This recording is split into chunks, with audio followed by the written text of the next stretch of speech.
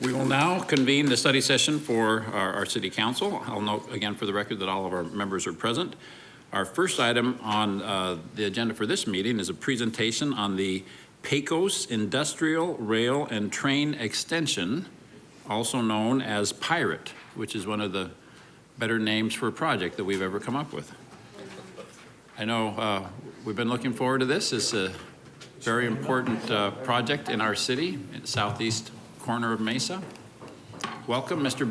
Jibginiak. Tell us who you brought with you to talk about this. Good morning, Mayor. Good morning, members of council. It's good to see everybody this morning. Let me start with the introductions here. Sitting to my left, Shelley Huckfield with the Economic Development staff of the Union Pacific. She brought moral support with her as well. So sitting in the first row, Adrian Guerrero, Government Relations staff, and also Greg Brigham with the real estate group with Union Pacific are both here as well.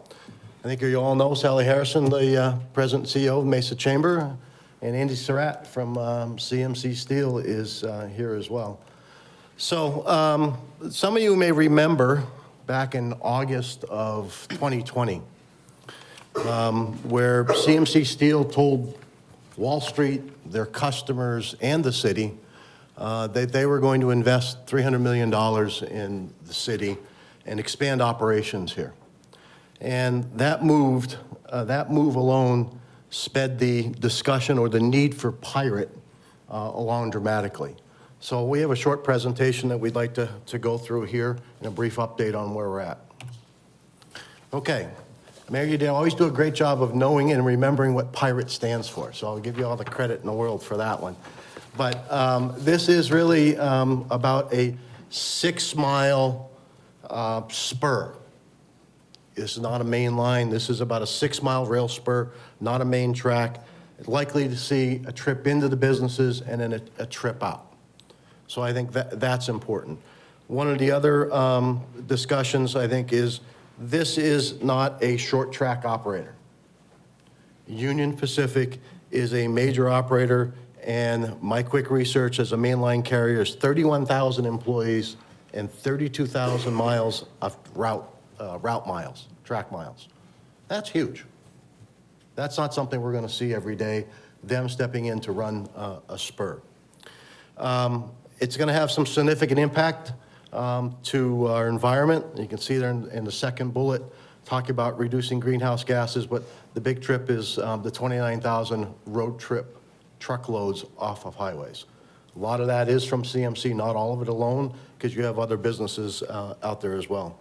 Anybody been on Germain Road? I know council members down there, but anybody else? I was just down there and was amazed at the amount of truck traffic and mixing with the residential coming from the south. It gets to be interesting, to say the least.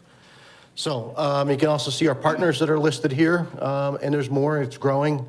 The more we see some of these leads that are coming in, the more we're getting more partners that want rail serve. So what's the need? You first of all have this, the 2,000 acres for job growth. And you have to stop and remember something. You know, when I get out in the community and the staff is out in the community,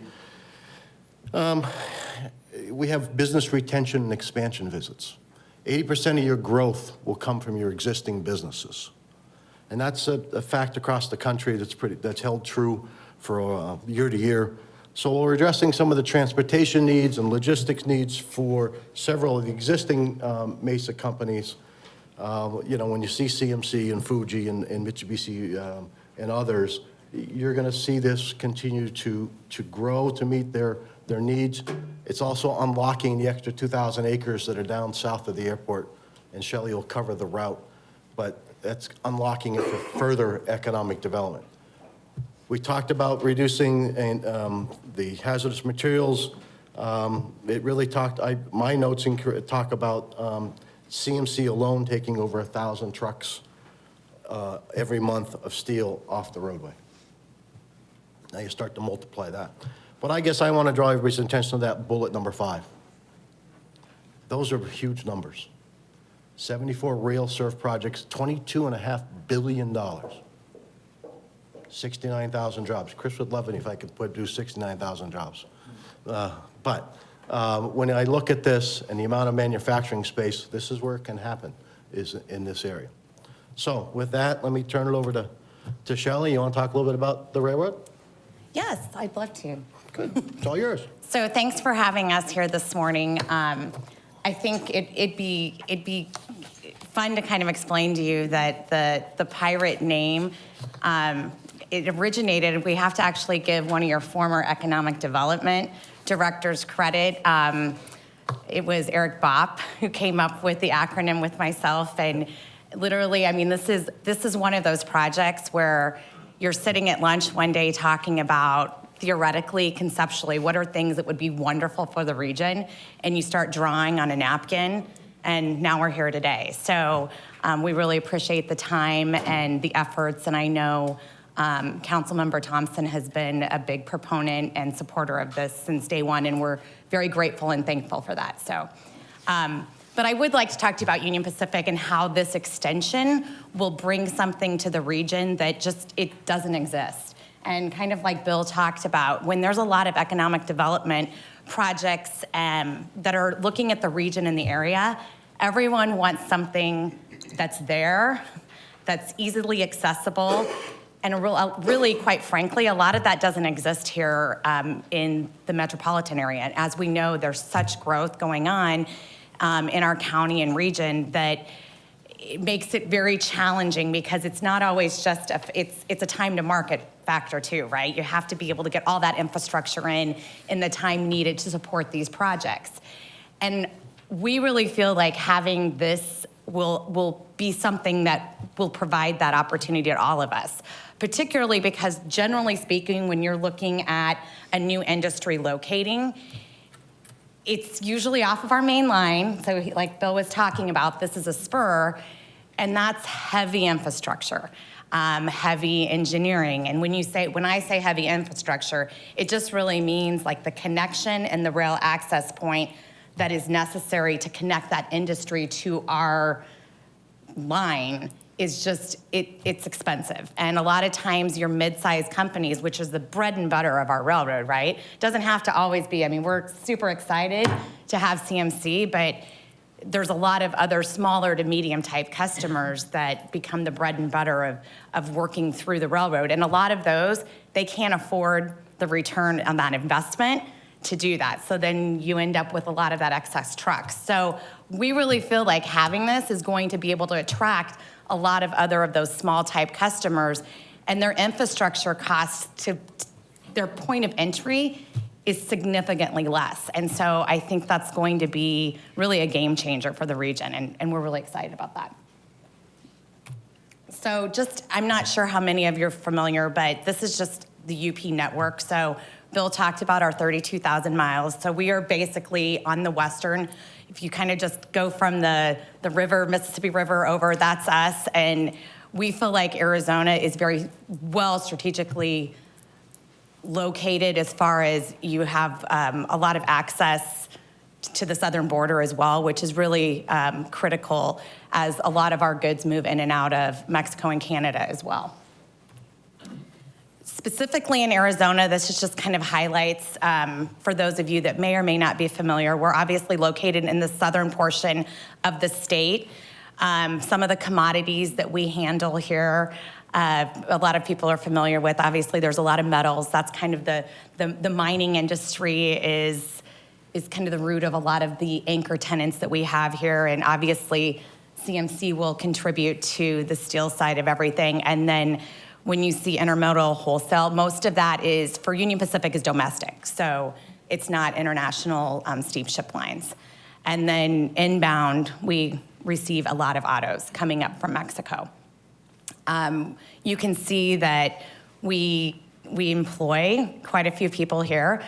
This project will bring some permanent jobs, not a high number, but it will bring some jobs as well, and we're just really excited to kind of increase our footprint here.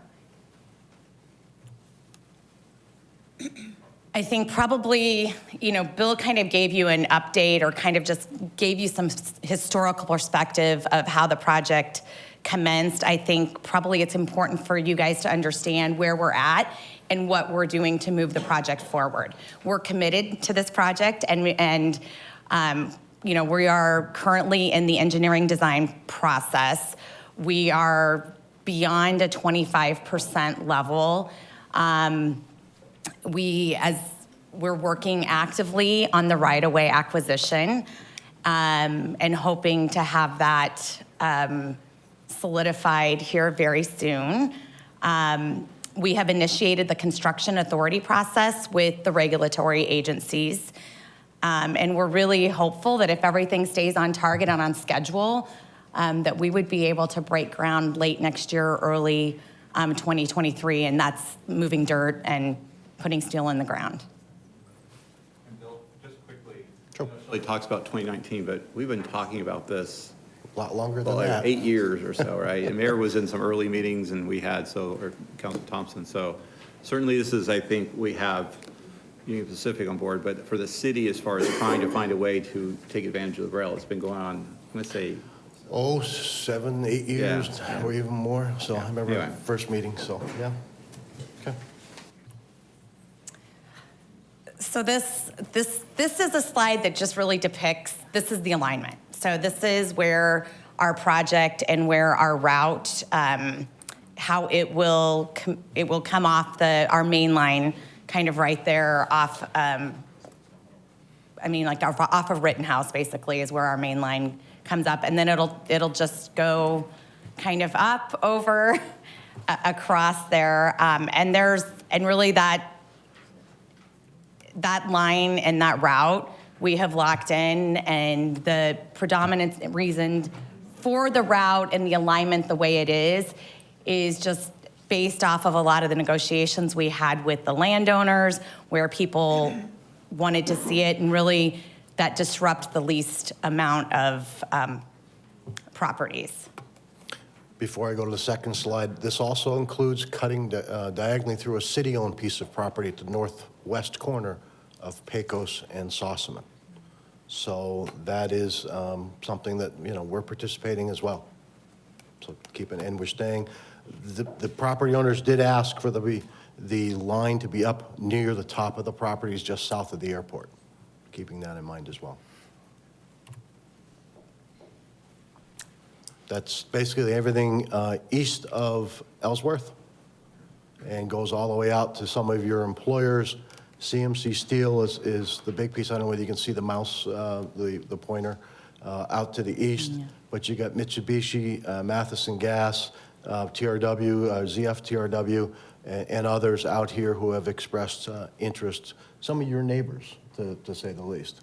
So I think that's the route that has been identified and committed to. Yes. Okay. All set?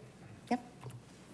Sally, why don't you talk a little bit about the economic impact? I'd be happy to. It's nice to see everybody this morning. The Chamber's mission is to promote and advocate and protect our businesses, and I think that the supporting this project fits our mission very well. Several years ago at a business to baseball event, I was approached and asked by CMC and some others if we would send the RFP out for this, and it was kind of a no-brainer for us to get involved. We've supported this project now for several years and meet with the Southeast businesses regularly, and they wanted complementary development, and this makes sense. So look at the economic impact on the slide. Almost 21,000 jobs in 10 years and 4.6 billion in wages. For us to be able to assist and support this, it just is a no-brainer. They're not small numbers. Initiative here is a major positive fiscal impact to our community, and just something that we will continue to support. And I go back to some of those, the fifth bullet on the second slide talked about the leads and the opportunities they're developing. That's huge, and that's not included in some of these numbers. Andy. So a little bit about CMC. We moved to Mesa in 2008 and started operating the first in the world micro mill in 2009. So we've been a community partner and active in the community since 2009. The plant that we currently operate here in Mesa is the most environmentally friendly steel mill in all of North America. We're very proud of that. Last August, as Bill had mentioned, we did announce plans to build a second micro mill. This will be a first of its kind. It's a combination micro mill. Will be the first of its kind, as I said, in the world. It'll be adjacent to our existing facility here. And the net cost of it, and I say net, is a little over $300 million, but it's net because of the proceeds that we will achieve from closing of our California plant and the sale of that land. The Pirate project for us was a major consideration to be here in Mesa, and we actually need that. As Bill had said, it's over 1,000 truck traffic or truck travels per month that we will be saving with the rail itself. The project itself will add 185 new employees to CMC with wages averaging over $70,000. If you add in bonus and benefits, it's over $90,000 per employee. So we're very proud of that. And with that, we will generate about 800 more indirect jobs that will support the mill itself. So we're very proud of that also. As I said, the 1,000 truck travels per month will reduce the greenhouse gases and also our carbon footprint. So we are 100% supportive of this project. We are very confident that this project will go through and appreciate the efforts of so many people to get the project to this point. Thank you. Those jobs at those wages help me immensely, because when Chris is after me about raising the average wages, this kind of number helps quite a bit. Yeah, see, he does like that. Okay, we're ready for questions and comments and go from there. Thank you. I know we've got several. Mr. Luna. Shelley, I have a question for you. This is really exciting that you're doing this project, so obviously I'm going to be supporting this. Are you also, as you project in the future, one of the things that I've been very involved with is through MAG, the Economic Development Committee, working with Mexico through Arizona. In Guaymas, they have a deep sea port. Mm-hmm. They've talked about bringing some of those minerals back to the United States, going through Mexico, through Nogales. This would be an ideal. Is that something that you're maybe projecting in the future as something that you may want to do? And I know that you were key in order for this to happen. So we actually do have quite a bit of mineral traffic, okay, I guess, that moves in and out of Guaymas today. Okay. Actually, both coal and like copper concentrates, quite a few copper concentrates. But yeah, I mean, we work and we have a team in Mexico that works extensively with Guaymas, and I know that there are plans to increase the capacity there. Right. And I mean, absolutely. Does this project or anything? There's certainly synergies there, and right, and we will continue to work with our FXC partners on looking at those opportunities, because I think where they exist, it's going to benefit all of us. Right. Because absolutely. Thank you, because I know that Guaymas is going to perhaps in the future be a reliever port because of Long Beach and the issues that they've had there. So this is really exciting. Also, the notion of maybe having Ford trucks or vehicles from Hermosillo come from, instead of going to Texas where they're currently going, that they would come through Arizona. Is that something that you've had conversations with? So I can't speak specifically like what the conversations that our auto team is having, but I mean, we have in the past, I mean, we actually do have auto trains that move in to Arizona today. Okay. We have our auto facility. It's like right downtown by our Phoenix yard. But I think what's important and kind of what your understanding is absolutely the more footprint you have, the ability to grow mm-hmm. and look at other product offerings mm-hmm. and different opportunities mm-hmm. Exist. Mm-hmm. Absolutely. Yeah, I know that Castelli and I had the opportunity to go look at Guaymas and the deep sea port and the potential that it has working with Mexico and trying to provide these wonderful opportunities. So that's really exciting. Are you ever planning, I know that you're projecting, you're doing this. This is a great project. I'm totally on board on it. I got really excited when I heard about it. Are you planning to perhaps maybe in the future create some kind of spur that would go to the airport? Is that something that you would anticipate? Inside the fence? Would you ever consider going inside the fence? I don't know how that would work. Yeah, I think we've had conversations I think. What was Chris, in that, fact, we we had a brought that convers- consultant in, what was that called? We Come on, had- Kevin, you remember. We had that conversation a few years ago. And I think we decided, after looking at that, just the compatibility of the FAA and rail going in and out of a gate was, it's better to get as close as possible as Okay. opposed to getting it inside the gate, because it created all kinds of regulations and issues. Like, we had someone come and talk about that whole concept, Right. but I think we kind of were dissuaded from bringing it right on inside the perimeter of the fence, so, but this is, I mean, But the Pretty proximity will close. still work, won't it? yeah, I mean, you could it's have not- we're trucks not- going in and out Right. of the airport, but having a train going in and out of the airport, I think Right, was the and I challenge. think that's where the discussions have been, is about making sure that the development around there supports the rail and engages the rail, so that you could literally could offload and take right into the airport or from the airport to the dock to rail. And Sally, do you remember is this what Eric presented to MAG a few years ago? You were part of that conversation, I think. I think that was what he presented. Yeah, yeah, and I think MAG was totally on board with this, but it was maybe 3 years ago? I can't remember. Before, maybe. I was going to say, it's probably been at least 3 that he's been gone, so I would, or 2.5, but 4. certainly the concept, it would be the same. The route has changed, that's for sure. Okay. But it's generally the same concept. Like Chris said earlier, we've been talking about this for quite a number of years, Right. to say the least. So Shelley, one of the things I'd like to do is invite you when we have the Arizona meetings with MAG, that maybe you come, so meet some of the border mayors and talk to them about what kind of opportunities exist for economic development's sake.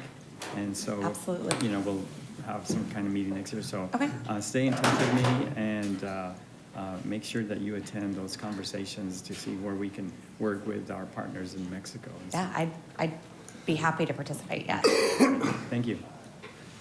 Thank you, Ms. Pillsbury. Hi, thanks for the presentation. When you guys are doing a project like this, I'm assuming there's no residential area anywhere near this line, but do you do community outreach? Do you talk to the landowners? Like, what kind of feedback are you getting from the other owners in the area? So most of our outreach has been with the landowners, and you are correct in your assumption. There's not really any housing or anything right in the path, but, you know, most of our outreach has been with the landowners. And I think probably, you know, it's been a process, right? So we're very methodical how we go about talking with landowners, especially when we need right-of-way. And it's evolved into what I would say is predominantly positive interactions. I mean, because I think a lot of those that have the ability to develop the land now understand that this is another tool in their toolbox that they can use to sell their property, and potentially it's now opening the door to a different type of user as well. So I think, you know, we're really happy with how that's been going. You know, it evolves and it takes time, but you know, we really want to work with everyone and make sure that we're being good community partners for sure. I assume on something like this, you have to get approval from every single landowner that this is going to impact, right? Right. And so getting 100% approval is your goal, right? Correct. So when you say correct. like predominantly, meaning there's maybe some that haven't approved yet, or you're just still working, or? Just, through I mean, that? working through it. Yeah. Okay. They have all been communicated with for quite a period long of time. time. Yeah, oh yeah. Yeah. The alignment of the rail was worked out. Okay. And remember, this area is south of the airport. There's no land use for residential. Yes. So it's intended to be industrial, and certainly as it goes further towards CMC Steel, on our land use plan, it's heavy industrial. So there's no question that this route along the south part of the airport doesn't conflict in Mesa with residential. It's intended to be an industrial setting. Some of it's still agricultural, but ultimately it would Right. convert to an industrial setting. So it actually matches up perfectly with our expectations that this area be very much industrial because it's near an airport, And with our plans for the last several years, we've made it very clear, we expect development in this area to be compatible with and engaged with rail. And so that's the position we have from a land use perspective. Leading up to- Now, dealing with the acquisition, that's a Union Pacific issue. But as far as the land use and understanding the compatibility, we've always made that very clear about Okay. that area. Okay, great, thanks. Thank you. Other questions or comments? Mr. Freeman? Ladies first. My comment and question is fairly simple. I'm in support of this project. I think it's great. I love how it fits into our climate action plan and taking trucks off the roads. We already have so much congestion building in that area, and taking large trucks off the roads and servicing the businesses in a more effective way certainly is an advantage. So from here, what are the next steps? What contingency or barriers, or where do we go from here, assuming that council is completely supportive for next steps? Do you want to start with that, or basically it's starting down the road of acquisition of the right-of-way? The alignment's been set. They're in the process of acquiring. Think about acquiring linear right-of-way is a challenge. So they're talking to everybody, and everybody's negotiated with differently. So as you go through that, that's what they're working on. Hopefully we'll get completed. And then the end of 22, beginning of 23, be ready to go. How long does it take to complete the track as well? So it'll take us about 6 to 8 months to build, so from That's quick. start to finish. Which, think about how fast that is compared to what it takes us to build a road. And so our role as a city is just to facilitate, make this communication work. But really also what the council role will be in this is think of it as building a major arterial, building a freeway. We're also being very careful now as this comes about, and as we start getting requests for development, we're wanting to make sure that the type of development is compatible with the spur. Because you don't want to have a business that's going to show up and then have a train going behind it, and they're all upset about, why is there a train coming back here, right? So, and we want to maximize the value of this area with the intention that we wanted this to be heavy industrial, we want it to be engaged with rail. So we will make that an emphasis as development comes into planning and zoning as we bring those to council.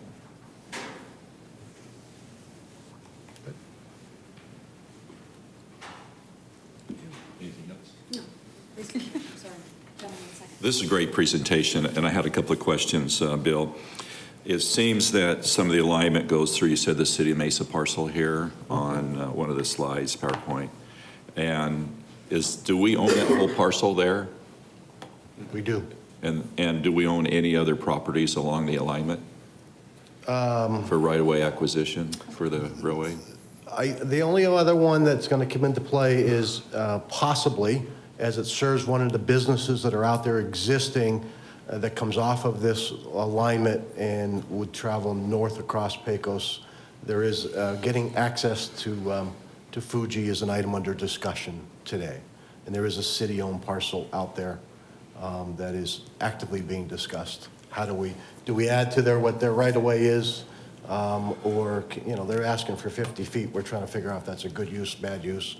Staff's involved in that discussion. Yeah, we just brought up, so. Okay. But that larger parcel for the city, I think our thoughts were to kind of let this percolate a little bit further with the rail, and then we'd probably do some process where we'd make it available for development. But also, that's the area that we're studying too for our future recycling center. So we're trying to, but we don't want to we want to encourage development that would engage with the rail, but carving out enough property for a possibility. Remember we talked about it as one of those areas we'll study for our own MRF.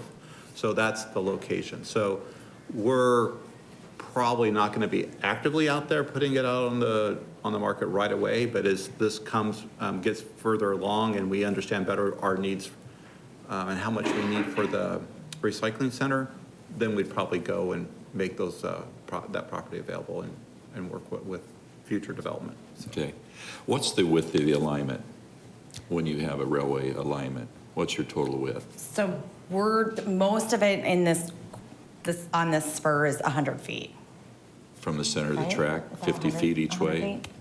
yeah. From the center of the track, 50 feet? Yeah, standard, yeah, yeah, About 100 feet. correct. So my question is that, not understanding real estate value on this, but does a spur like this increase or decrease property values on the city property? On the city property, Because you're going through a corner of it. I mean, does it add to the value of the property? It can. I think it depends on how we work out the access points and if, I don't know how much space a business needs to, build their infrastructure to access the rail. So I don't know that I can answer right now. We look at it as a positive, right? I think the city was, one of the ways we're participating in this project is where we're working through the alignment, one of the challenges was kind of our corner about the best way to either go up north or come down to the middle. And by putting our property on this acute angle, I think allowed, right? I don't know. Yeah, on the We dime. took the hit so that we could Yeah. get a nice alignment. But we still think there's opportunities. We just haven't had a chance to sit down and say, because I don't know what businesses, as Shelley's talking about, how they are configured, what works best for them to interface with the rail. I don't know what that looks like, so we'll have to figure that out. and there's definitely, so I can tell you that we have looked at it from an engineering design perspective, that, I guess, the northwest portion, that could be a rail user. So you could have a spur come off of that. Now, it's clearly not going to be something like Yeah. a CMC, but could it be, a lumber transloader? Or there would definitely be certain uses that property would be a perfect fit for. Yeah, I'm just trying to make sure. Even maybe your own recycling center. Well, that's why I was going to. Yeah. If we have a MRF center there and we have to load, material Yes. commerce on Right, so that's why on the we're railway. still in our studying, looking at the phase. Or it becomes a warehousing area, Yeah. for warehousing, offloading and warehousing, to Councilmember Thompson's point. I just want to know if it add or detract from the value of the property that we're trying to, and if we owned any more properties on the alignment. So Bill's saying no. Not aware. Just what I've mentioned, yep. Just a thought, last weekend I was in New Orleans, and the Port of New Orleans was talking about increasing their commerce. And Union Pacific does, that's one of your main yards there for the main line. And they talked about 8 platforms of moving commerce out of the Port of New Orleans to the west. And does Union Pacific go to New Orleans? We do. Okay. Yeah, Just to make sure I'm saying the right thing. you are. Because the news article was advocating to move commerce. Today, it's very difficult from the Port of Los Angeles and, on the West Coast. And so having the Mississippi River in New Orleans open up to allow Union Pacific and other rail lines to move commerce and reducing, our traffic volume in our states and our communities is imperative. So, I support this. I think there's great value, and I like moving forward and leveraging, this spur and having it come into Mesa, and appreciate it. Thank you. Yeah, thank you. Other comments? All right, well, thank you. We'll move on, but Andy, thank you for CMC taking the lead on this. I know that, and thank you for investing hundreds of millions of dollars in infrastructure in our city and bringing great jobs. And this has been a project that's been in the works for many years. So from my perspective, it is a no-brainer for multiple reasons. Just the traffic congestion, the environmental benefits, the economic benefits, the road safety, all of these things just line up perfectly as really we're accomplishing multiple goals by seeing this happen. So it's great to see a good idea actually come together and be successful. So thank you. We look forward to do you cut a ribbon on a spur? How do you? I mean, we will. We will, right? Okay. Great. Break ground, one of the other. Yeah. All right. Well, thank you, and congratulations, and thanks for the presentation. Thank you for your time. You Yes. bet. The next item on our agenda is a presentation to provide direction on proposed revisions to the Mesa City Code relating to mobile food vendors. Mr. Smith, is this, bringing in the big guns. All right.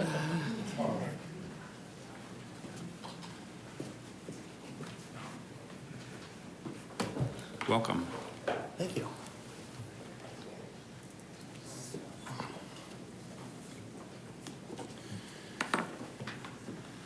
Good morning, Mayor and Council. We're here today to talk about some changes that we're proposing to the mobile food vendor code.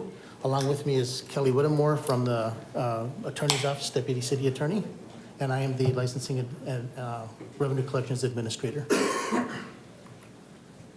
The new mobile food license exemption that we're looking to create in this update is allowing vendors that would come into the city that do not have a license currently and are coming in for limited events to bypass the main licensing process that can take up to 6 to 8 weeks because there's a background check that's required. So this would be an exemption that would allow vendors to come in, and if they wanted to participate in 1 or 2 events, up to 4 actually, during a calendar year, we would allow them to do that so long as they have passed the fire inspection, if they require a fire inspection. So this we look at as being very user-friendly. This would allow them to come in, participate in the event, and then they could move on to their other events. Anyone that would want to do more than 4 a year, they would still have to go through the process and get the regular license. So this is one of the changes we're proposing in this code update. Existing license requirements that we're not looking to change at all right now, they still have, I won't read through all of these, but there's a lot of compliance issues and items within the code now that they would still have to participate in. I'll just let you go through that, but basically it's complying with all the main items that are in the code already, so they'd have to still comply with all of these items that we've got listed on the chart. New location requirements, we're looking at reducing the amount, or I'm sorry, increasing the amount from 25 feet that we currently have now from a residence, from a parcel of to a residence, and allowing a few exceptions. We're looking to go to within 250 feet right now. That's our proposed, so you'd have to be within 250 feet of a residential area. And we're looking at bringing this in more in line with the state model ordinance right now. So this would require them to be within 250 feet rather than just 25 feet of a residential area. The 250-foot separation requirement would not apply if they're operating on a private property, basically pursuant to a council-approved ordinance or resolution with a site plan and development agreement, or if they had 3 or less mobile food units operating at one time and mobile food units don't operate on the property more than 4 times per year. If they're operating with a licensed permitted special event, they would be exempt from this, primarily selling ice cream novelties, and if they're parked in the right-of-way adjacent to a private property and not more than 4 days per year. If we're directed by council to proceed, we'd like to introduce this on December 1st and then adopt it on December 8th, and then the effective date would be 60 days from that point in time. And with that, I'll take any questions that you might have. And Mayor and Council, if I could just add, and I think Tim just misspoke and used the preposition within, but it's actually a separation requirement. So I think he said it clearly so that everybody knows it's a separation requirement of 250 feet from a residential area with a number of exceptions, and we're adding quite a few exceptions. In fact, more exceptions than the model ordinance that the League of Cities and Towns drafted. I think it's been more than a year ago that they drafted that model ordinance, and so. I was going to say, Kelly, could you talk about that process? Because I think there's some, discussion going on about what is a model ordinance and how was it developed. I think that's important for the council to understand where we're pulling this information from. Okay, no, and happy your to. involvement in that. So back in 2018 is when the law that was originally drafted, but that's the state statute this is the basis off of, came out. At the time, the league was looking for different attorneys to help draft a model ordinance that cities could use. It is not required that the cities have to do this. But I was involved in that particular process, and they came out with a model ordinance. The model ordinance includes the 250-foot distance requirement from residential areas. At the time that we passed our ordinance back in May, the decision was made to make it a 25-foot requirement, but now going to the 250-foot requirement is similar to what's going on with the model ordinance. There's a number of cities that actually have the 250-foot requirement as well. Some examples are Scottsdale, Kingman, Jerome, Queen Creek, and there's even cities that have more restrictions than that 250-foot requirement. We're just going along with what was in the model ordinance. And the legislature was involved in that model ordinance, is that correct? Yes, the main sponsor of the ordinance was Representative Kevin Payne. He and his staff were involved in the drafting of that with the league. So, Council, we wanted to bring this forward to you because after passing the previous ordinance, the current ordinance, and the current experiences we've had, we've recognized that even when you're not even close to 25 feet, you could be 100 plus feet away, there is, obviously, we're experiencing conflict with residential areas. And so what this is intended to do is establish the 250-foot separation requirement, but then allow for a opportunity to have all these exceptions, especially when it's just kind of a weekend, a special event, you know, they're in the right of way, that won't apply to them, right? But if it's an ongoing food truck operation, we really just feel like it's important to be able to sit down with the operator, have a discussion, and say, listen, you either have to be outside of 250 feet, or if you're going to be inside 250 feet, we need to sit down and develop a site plan, right? We need to have a discussion about, you know, if you're going to be within 250 feet, do you need to build sound barriers? Do you need to, you know, how can we group food trucks so they have the minimum impact on the neighborhoods? You know, what are the hours of operation? How do you get in? Is there enough parking? The lighting, the music, the sound. So it just allows us to have those discussions. Right now, with the 25-foot, you know, you can imagine a lot of complaints we get are operations that are much further away than even 25 feet. So you can imagine if someone was 25 feet away from a residence, that could compound the problem. So really, this is not, we don't think this is going to change any existing operations in the sense of being able to be a food truck park, but it allows us to have the tools to be able to sit down with them and really consider the particular lot size or the configuration of the size, where the residents are, and try to come up with a plan that has to be approved, and then be able to move forward. So that's really the intent here, is to try to address some of the concerns that have come up since we've passed this. All right, thank you. I know we have some questions. Ms. Pillsbury. I'm going to just start because I got a whole bunch of questions, so I'll try to be brief. Why didn't we go with the 250 feet in May? Why didn't we just start with the model ordinance? I think we were just trying to be, we didn't know, we were trying to be business friendly, I think, right? 25 feet sounded like a number, but now our experience is that's 120 feet isn't enough. So, and I can also add, Mayor and Council, that's sort of a setback for a traditional restaurant, right? A brick and mortar restaurant. The difference is these aren't sort of, they don't have the same impact as a traditional brick and mortar restaurant because they have so many outside activities. And so those outside activities frequently have a greater impact on the residential neighborhood. And so I think we're looking at them differently. okay, and I get that this is a fairly new issue, and so we're trying to navigate it as things come up and stuff. My big fear is that we are going to have some unintended consequences with this that we can't even foresee. But I don't want Mesa to become the city that is hard to have a food truck in. And if I didn't hear in your cities that you listed Gilbert, Tempe, Chandler, Phoenix, like the ones that the food truck owners would just easily go to Gilbert if it's too hard in Mesa to do it. So I mean, what are those cities doing? So Mayor, Councilmember Spilsbury, so they run the gamut. Some of them, like Phoenix, kept their own code. So they made theirs that it can't be within 150 feet of a dwelling, but they also have different exceptions.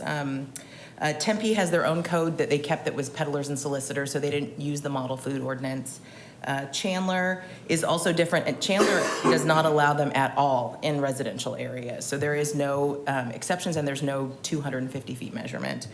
Gilbert also sets theirs up very differently. I looked on their website, and they had a bunch of different ways to measure. So I don't think Mesa is, in the drafting of this, is coming off as being unfriendly to them. And compared to some of those other cities, it's just we're following what was under the state statute, because the state statute right now says that we can restrict up to 250 feet from a residential area, and in residential areas, it's just some of those other cities chose to go a different route, and they can be more restrictive. Were there ever any conversations with actual food truck vendors? I have a lot of friends and neighbors who own food trucks, And so they're concerned that there wasn't any input from the actual food vendors themselves on this. So Mayor, Councilmember Spilsbury, so at the time that the model ordinance was drafted, the National League of Cities was consulted, as well as looking at other city codes from across the country, but feedback was also obtained from the National Food Truck Association, and we met with local food vendors. I sat in on at least one of those meetings. For the myself. model ordinance, but not for the changes for Mesa, correct? Like the changes we're making in Mesa, we haven't talked to actual food vendors. That is correct. Correct, Yeah. right. Mayor and Council, I should put that in perspective. So the state statute says you can prohibit for 250 feet, period. I mean, you can eliminate it. The model ordinance is less restrictive. It says 250 feet with just a couple of exceptions. This ordinance, and that model ordinance went through the industry and got feedback from the industry and the sponsor of the legislation. This proposed ordinance has many more exceptions. It is much more flexible than the model ordinance. And while I agree that there's always a possibility of unintended consequences, this is not cast in stone. If there's some unintended consequence that council's worried about in the future, we'd bring another ordinance. We'd run another ordinance and we'd change the code. And that's what we've seen in other situations. And so I can't guarantee that there's no other unintended consequences, but this is by far much more flexible than the model ordinance that did go through the industry. And why we're here is because the ordinance we passed did have unintended consequences to neighbors. Okay. And that's why we're here, right? So it kind of goes both ways, right? So yes, the industry, we're trying to listen to the industry, not model food code, but we're also getting tremendous amount of feedback from residents. So frankly, this is in response more so to the residents while still trying to give lots of flexibility to the industry. But the 25-foot, the unintended consequences were we're having tremendous feedback and complaints because of food trucks that are not doing any of the mitigating factors that otherwise we would be able to work with them on an approved site plan. So maybe the pendulum swung one way and we're going to try to not go too far back the other way, but right now, yeah, we are responding to the consequences of that 25-foot, which is not working out very well for neighborhoods. And I appreciate the flexibility of the exceptions. I do appreciate that. I mean, we're more restrictive in some ways and less restrictive in others. I definitely know that we're getting tremendous feedback from a neighborhood.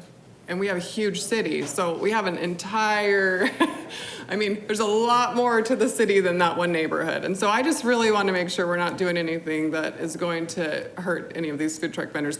Another question I have is, who receives the violation to this ordinance? Would it be the applicant, the food truck vendor, the HOA? Sometimes those are not the same person, correct? So Mayor, Councilmember Spilsbury, this is a change to the licensing requirement, and licensing will deal specifically with the mobile food vendor. So Okay. It's not the property owner. because, I mean, someone,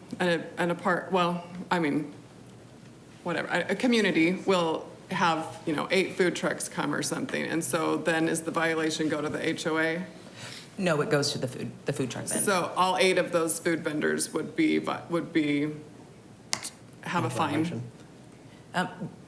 Yes, based upon how we've got it worded right now, but I know that the city would work with mobile food vendors the best we can. And we are also giving some leeway on the effective date on this, and at least 60 days to try to bring knowledge to the industry on that. So this is not designed to be a surprise that all of a sudden these events are occurring and we're not working with the mobile food vendors so that they end up with violations. Because I would hate for a food vendor to get a $450 fine when they had nothing to do with the event they were invited to, and they could have assumed that event owner or event, person who put that on was going through the right channels with the city, and then the food vendor's the one that's stuck with that fine. Yeah, but it's their license, so this is a license. It's not Okay. a land use, it's a license. Okay. And then, let's see. Don't get mad at me for asking this question, but on the first slide, it says that it's permitted in a city park. So do we have a really clear definition of what a city park is? So, Mayor, Councilmember Spilsbury, we do. Chuckle. Sorry. No, that's fine. So, in the actual language of the amended ordinance that we would do, plus as it's listed on the slide, there is special event permits that are specific to the parks. So Tim's group with business licensing does a special event license, but the parks have their own type that's under Mesa City Code Title 6, Chapter 10, so that's what that's referring to. Okay, so it's super clear so that everyone's on the same page on that, Yes. I don't think we've ever had a problem with Yeah. No. of what is a city park. Yes, Or- there's a okay. definition Okay. in the code, under that section of the code that, of what a city park is. Okay, sorry, I'm almost done. On the slide 5, where it says 3 or less mobile food units, are you familiar with the phrase food truck pod? Mayor, Councilmember, I am not. Okay, so in some other cities, I've just been they call it a food truck pod, meaning the definition could be like 3 or more mobile food units is called a pod. And so maybe if we used that language and defined what a food truck pod was, it would make it very clear and eliminate some of the confusion of what we're trying to do with this. Mayor and council, and I don't mean to cut Kelly off, we're using terms that are in the state statute. So Okay. we're mimicking, so mobile food unit, we didn't make that up, we don't really love that. That is, food unit. that is what the state statute defines it as. And so we're trying to actually be consistent with the state statute so that the industry knows exactly, so there's consistency. Okay, all right. I think that's all of my questions. Okay, I'll probably call you later. Thanks. Thank you. Other questions, Mr. Luna, then Mr. Heredia. Thank you for the new changes in the ordinance. This is something that we need, especially, I've been involved in Food Truck Fridays over at Las Sendas. We've never had an issue there. It's a private park there at Las Sendas, and it's become problematic in District 5.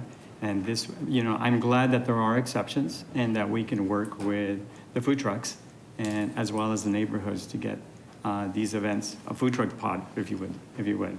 That's an exception that we might consider as it moves forward. But this is something that I'm really supportive of, and I thank you for adopting what the state statute is, as well as the model ordinance provided by the Arizona League of Cities. Question on how does a business that has a brick and mortar on an arterial, let's say, and they operate a food truck maybe every Saturday of the year on their property, or they get permission by the folks that own that property, how does that affect them with this change? Does that affect them, or? It's the 250 rule, maybe. Well, it's 3 or less, right? They're on 3 or private less, property. right. So it wouldn't affect 3 or them, less, yeah, they would. They would have But to if they're doing it every Saturday, just to expand their More their than, they're doing reach. it more than 4 do it times more a than year. 4 times. SUP. So, Mayor, Councilmember, I think we would have to look at the individual situation of that, because we're really looking at this dealing with residential areas, and these requirements are specific to within 250 feet and within residential areas. So conceivably, that brick and mortar location would be on a commercial piece of property. So, but if for whatever reason it was near a residence, the owner of that property, the food truck vendor, is welcome to come into the city to meet with Tim's group or whomever with the city so that we could work that out with them on that particular issue. Okay. Just thinking some areas like Mesa Drive, Broadway, you have some commercial spaces that are next to multifamily residentials, and does that affect? Yeah, that's the key word. That way, is it, so is it residential as far as single family, or does it affect multifamily? Just looking at some of these areas where some of these food trucks or these pop-up food vendors are at, and seeing how that affects them. And usually some of them are next to multifamily apartments but again, it's probably less than 250 feet, but is that a difference of residential versus multifamily? So, Mayor, Councilmember, we definitely thought about the multifamily issue, and this is designed to specifically deal with what's defined under our zoning ordinance as a single residence. A single residence is a dwelling unit designed for occupancy by one household and located on a separate lot from any other unit. So this is not designed to impact multi-family properties. But we made it very specific to that type of property. Okay. So you're under your scenario, they probably sure. wouldn't be impacted. Okay. Especially if a food truck's setting up in a commercially zoned area where there's already like type services, I think it's gonna be a lot easier. I mean, first of all, the distance requirement's probably gonna be met, but then even if they came in for a site plan, it's gonna be much easier for us to look at that because it's already in an area that's already got, you know, that type of activity. It'll probably make it a lot easier. Sure. And I don't think I would want that impacted, per se, so, but I was just wondering, you know, unintended consequences, if they are impacted, that, I think further precludes people to have food trucks available for folks, in those areas, right? So, but, okay. Well, I have a question following up on that, because obviously we do have a lot of instances in the city where we have food tents, a carne asada type operations, you know, adjacent to gas stations, and Broadway Road was mentioned, Mesa Drive was mentioned. Does the mobile food vendor ordinance address, I mean, is a food tent a mobile food vendor? So the definition, Mayor, the definition of a mobile food unit that we utilize both in our ordinance but also what is in the state, it's a food establishment it's licensed by the state that is readily movable and dispenses food or beverages for immediate service and consumption, and other incidental retail items from any vehicle as defined under a separate state statute. I don't happen to have that one with me, but the word vehicle is used in there. Yeah. So if I have a trailer that is a barbecue trailer, and I don't, well, I'm sorry, how about a barbecue trailer? So, Mayor, I would have to confirm, but I believe, and I will follow up with you on that actually, Okay. but I'd have to look at the separate state statute for what a definition is of what a vehicle is. It's under Title 28. Thank you. I appreciate that, because and I think it points out that this again the schedule here is we're going to introduce this ordinance on the 1st of December. We're going to vote on it on the 8th of December. To Ms. Pillsbury's point, that there's ample opportunity here to flesh out potential unintended consequences and to hear from the industries and to knock off any rough edges that might still be there. So. So I think it's great that we're asking these questions. I appreciate all the great questions that have been asked. I want Mesa to have the best, you know, ordinance possible, and for this to be the model ordinance that everyone looks to. We have, and I think unfairly, had the reputation of not being friendly to food trucks and to mobile food vendors, and I think we've tried to respond to that, and I think we are one of the better, more friendly venues now.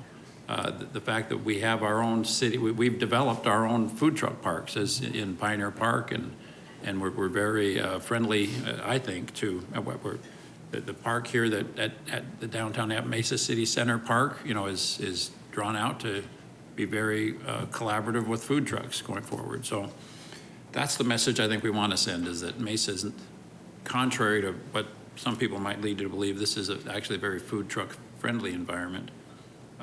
And there's lots of exceptions. I mean, you want to have a birthday party, you want to have, you know, the long list of exceptions, not a problem.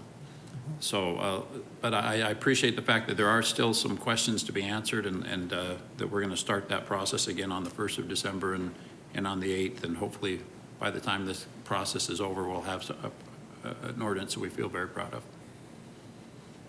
So thank you for everyone's hard work on this. Any other questions or comments on this? Thank you very much. The next item on our agenda, I know we're trying to get out of here in time to open the fire station, is item 1C. That's to a presentation to provide direction for the development of a downtown restaurant incubator using American Rescue Plan Act funds.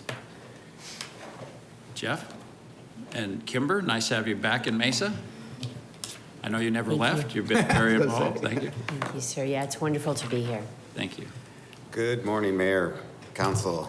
Jeff McVeigh, Manager of Downtown Transformation, and I'm pleased to have with me today Kimber Lanning, the founder and CEO of Local First Arizona. We've been working with Kimber and Local First Arizona for the last several months to prepare this proposal to to create a community partnership in which we develop and operate a restaurant and food business incubator. Now, what is a restaurant incubator?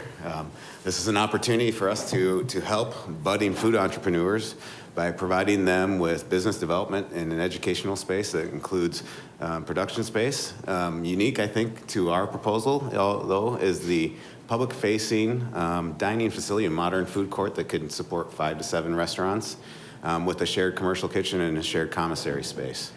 Our main objectives with this is to help those restaurants that were directly impacted by COVID. There are many examples, and Kimber has many that she can talk about of restaurateurs that had to either downsize back to food trucks. Councilmember Spilsbury, maybe we have the answer to help those food trucks take the next step in their development. Also, there's many examples of folks that went from food trucks or catering businesses and just had to leave the industry altogether just because of their impacts from COVID. But in addition to helping those businesses that were impacted by COVID, we want to have the opportunity to help build new businesses. We want to have the opportunity to increase the resiliency of our existing businesses by providing them with that business development and the support that helps them take it to the next level. And we also want to be able to have these restaurants go to, build them in Mesa, keep them in Mesa, find a long-term path to success so that these businesses are long-term Mesa businesses.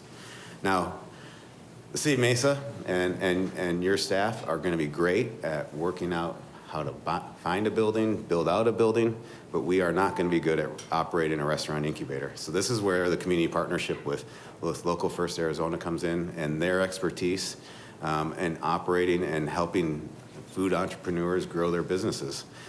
So with that, I'm going to stop talking, and I'm going to let Kimber talk about the expertise that Local First has and also describe our proposal for a restaurant and food incubator. Fantastic, Jeff. Thank you very much, Mayor Giles, members of the council. Thank you for having us here this morning. So I wanted to provide a little bit of context just to start with our long history, Local First Arizona's long history with the City of Mesa. So currently we run a business accelerator program called Fuerza Local, which is our Spanish language business accelerator program out of the El Rancho building, which is located on Main Street east of Mesa Drive. We've been operating there for about almost 6 years now, and we work directly with a wide variety of entrepreneurs in that program.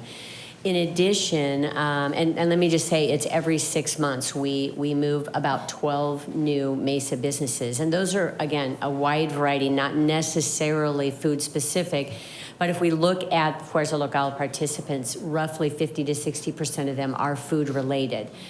So to give you an idea of the different types of food-specific businesses, some of them are what we would call value-added products. Those are oftentimes when they might take local tomatoes and turn them into a salsa. They may be making any sort of jelly jam, anything that is related to a value-added product that they could sell either directly to consumer, or they could actually sell those products to a restaurant to be included with that restaurant's purchasing.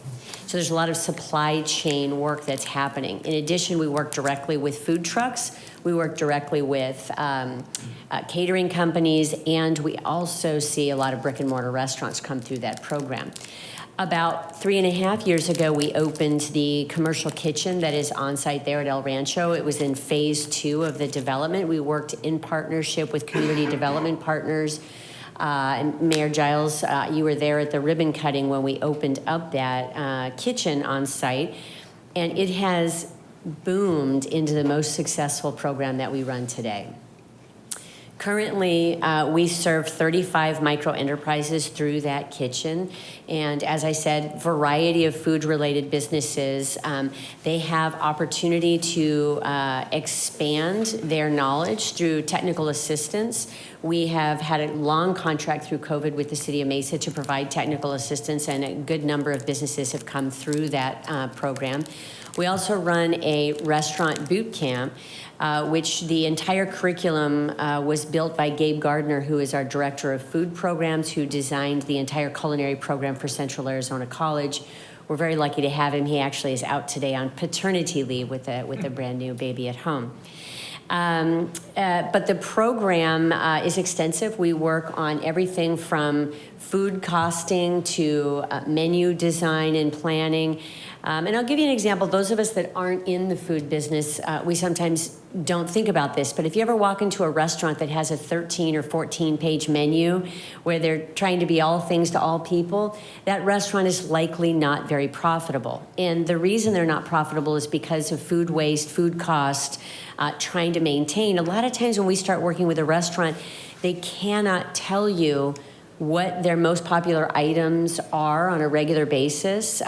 They haven't trained their staff on portion sizes, so you may go into a restaurant and get a burrito this size on a Tuesday and this size on a Thursday. So working on portion control sizes, price, like I said, the costs for the food that's going into it, they can't tell you which is their most profitable food item. So helping them redesign that menu with food costs in mind can take a restaurant that's right on the edge, hand to mouth, to being a more profitable restaurant that has some staying power. What we see a lot is that we have people starting out with smaller businesses and they take a path of either a food truck or a pop-up or a catering company, and then from there oftentimes they springboard into a brick and mortar restaurant. Occasionally there's some that bypass that and go right to the brick and mortar restaurant. But the point with Local First Arizona is that we have wraparound services. We offer that direct technical assistance. We offer ongoing mentoring and coaching. We have Fuerza Local, we have Nivel Ejecutivo, which is our next level executive program that helps those businesses that have at least 3 employees and are grossing $300,000 a year in sales. So our goal here is to create a long runway to provide long-standing relationships that will ensure the long-term viability of these businesses. So I want to just talk a little bit about the facility and what we have on site right now. It's a 2,500 square foot commercial kitchen facility. We have staff on site for a minimum of 10 hours a day. The kitchen does operate beyond 10 hours a day. Part of what we offer is the proper scheduling to make sure that, we have the right equipment available for the right operator. So our bakers might want to start at 3 a.m., whereas somebody that's working on an event later in the day may want to come in midday. And so part of what we offer is the proper scheduling and timing to ensure that when that business is coming in, they have the right available equipment and we don't have 7 businesses trying to utilize the same oven space, for example. We have incubated right now currently 35 businesses.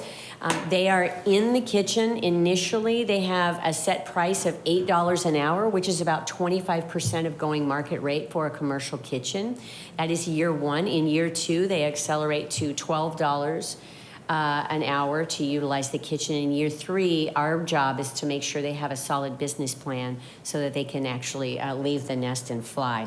So I want to underscore that this is not a place where we just permanently underwrite a small business. That is not our goal. Our goal is to give them a longer runway so they can go out and be successful. As I mentioned, we have the Startup Boot Camp for restaurants. We have 120 that have gone through that program. A staggering 55 of them have been from Mesa. And I do want to mention, too, that our kitchen currently is booked. We could fill it 4 times over. That's how many businesses we have on a waiting list right now. So we're doing all that we can, but with the space that we have. But there's definitely a demand. So another thing that we do is we remove barriers for people to start restaurants. So we offer direct coaching on lease negotiation, anything related to opening a brick and mortar business. We offer that direct mentorship and technical assistance. And then really what we're about is empowering those food entrepreneurs and building a really solid network what we would call internally a food system, which means that anybody doing a value-added product not only is sourcing from local growers for that produce, creating their product, but also has a local business to sell that product to. Again, touch points would be a wide variety of outlets related to individual consumers, other B2B support. You may have somebody selling their salsa to a food truck or a restaurant. Our goal is to build those relationships to ensure they have a diverse number of buyers. So what we're also talking about is creating a food hall. So in addition to running another kitchen incubator, this kitchen incubator would be attached to a food hall. So I get excited thinking about if these restaurants or these food creators had an opportunity to hone their menu, to hone their skills serving the general public before they jump out and go to their own brick and mortar, we could substantially reduce the rate of failure. So the proposed food hall, my husband and I have actually toured the country going food hall to food hall to food hall to understand how they work, what makes them tick. And we've landed on this idea that we could start incubating a certain number of brand new concepts and blend them with greater known concepts. So we bring in people with common everyday concepts, but then also expose them to a wide variety of brand new businesses, very multicultural. You could come to one lunch spot and try foods from around the world. And we think that blend of having a better known brand alongside a lesser known brand will provide the type of exposure. Combine that with the business training, and we've got a recipe for success to springboard these businesses into their own spaces right here in Mesa. In addition, if we were to partner with the City of Mesa, other programs that we run that are necessary to continue to provide these wraparound services. We also have partnered with the City of Mesa on a green business certification program to help these businesses look at energy and water use reductions. There's a wide variety of different benchmarks that we establish in our audit and then help those businesses achieve those goals. Aiming toward at least a minimum of 20% reductions. We also run a program called Scale Up. We're currently not doing this yet in Mesa. Scale Up takes that knowledge that you've gained in the Green Business Certification Program and pairs it on very project-specific work related to sustainability. So for example, if a restaurant came through the audit and determined they were utilizing too much water, we would help them put together projections for what their cost savings would be should they implement retrofits and replace all of their water fixtures throughout the restaurant, both consumer facing and back of house. But here's the kicker. So we would help them put together those projections.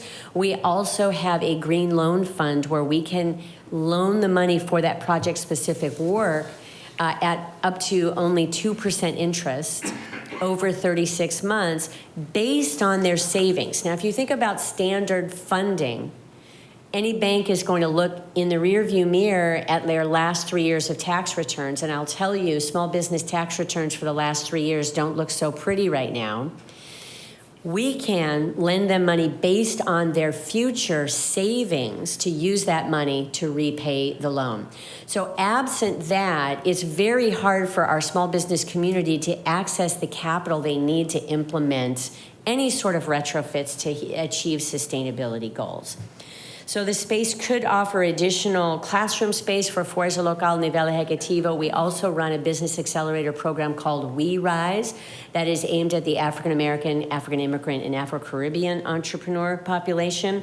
And again, our restaurant boot camp would be there on site as well.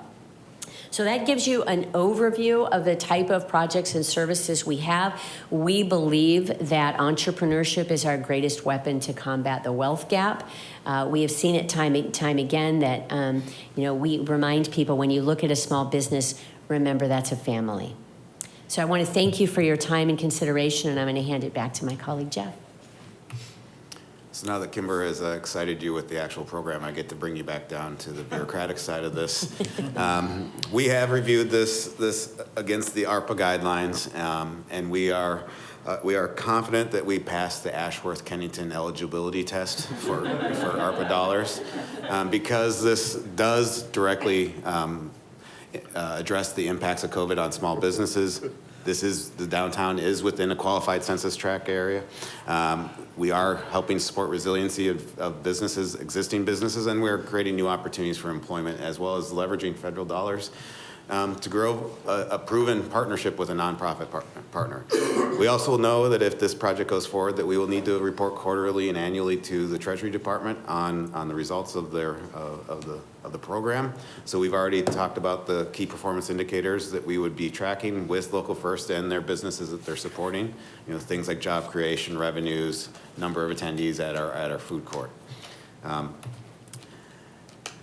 You know, I'm being a little bit repetitive, and I think Mr. Kennington and Ms. Ashworth will be happy that I'm being repetitive on this issue, but it's important to note that this is truly addressing the impacts of COVID, but there are also additional benefits to the city that are significant.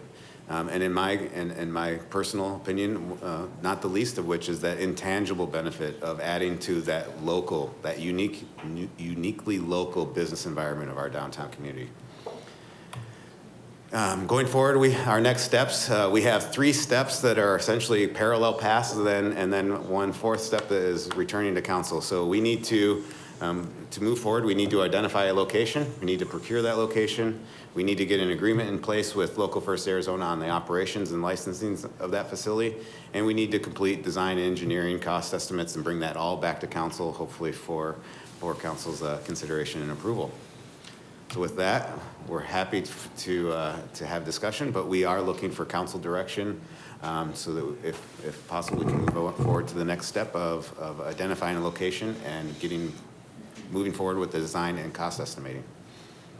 Thank you. I think we're anxious to respond to that. Mr. Thompson. I like the idea and the fact that we already have a business incubator downtown also. My concern is, you know, I'm not overly concerned with the initial funding, the initial upfront funding, because that's from the federal stimulus dollars and what have you, but the long-term funding going forward. What is the city's liability on that piece, or ultimately what is the taxpayer's liability on that piece going forward versus what are the graduates or those that are in the workspace, what are they putting out?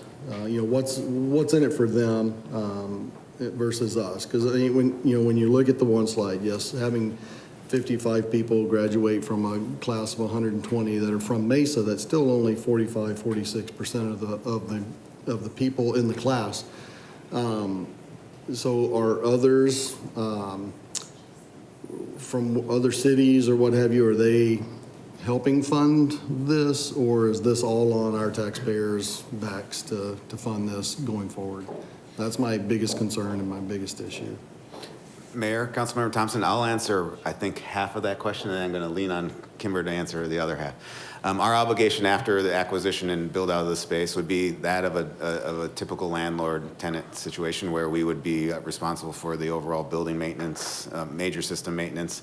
However, we would enter into some type of license or lease agreement with Local First Arizona for a nominal amount of a lease rate. However, they would be generating some revenues from their classroom, their participants in the program, either through their fees for the actual programming or from the nominal rent for the leasing of the space. Ideally, those costs would align so that we're looking at a neutral cost to the city from that maintenance operation of the building.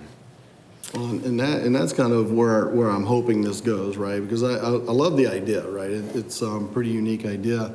But at the end of the day, it needs to be a net zero for the city so that we're not expending capital every year into our budget to shore up something that hopefully Arizona First or the folks that are going through the classes are ultimately paying for.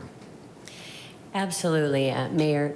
Councilmember Thompson, I think it's an excellent question, and it's possible I also confused you without mentioning we do have partnerships with a good number of municipalities. So the remainder beyond the 55, we have partnerships with certainly the city of Phoenix, Tempe, Avondale, Guadalupe, et cetera. So those are ongoing. We're also a 501c3 nonprofit organization, so we have significant relationships with foundations.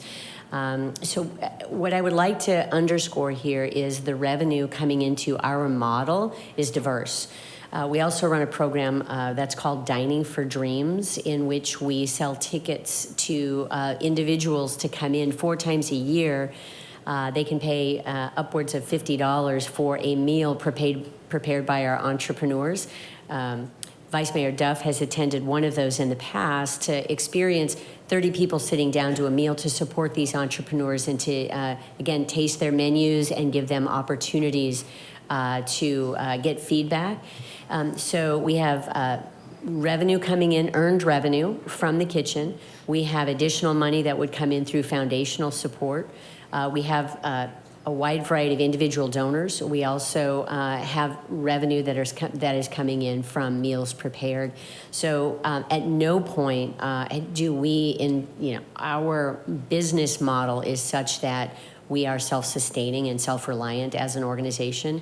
We have approximately 40 employees and we operate statewide. So we would not enter into a relationship that was reliant on continued funding. It would not be wise, and I actually wouldn't be able to get that past my own board of directors. So, yeah. And then Jeff, knowing that the El Rancho is fairly old, it was around, I think, when the mayor was a child. No. It was built about 6 years ago. 6 years ago. I was thinking it was the restaurant over there. El Rancho del Sol. The El Rancho Motel that we tore down. Okay. All right. I was just making sure that the infrastructure there was adequate. Certainly. That we weren't going to have to have a big outlay. Phase 2 is now 3 years old, Okay. and we have a fantastic working relationship with community development partners where we operate on a lease basis with them. We're responsible for the kitchen equipment maintenance. We're responsible for, maintaining cleanliness, all permitting. I mean, 100% of that is reliant upon us.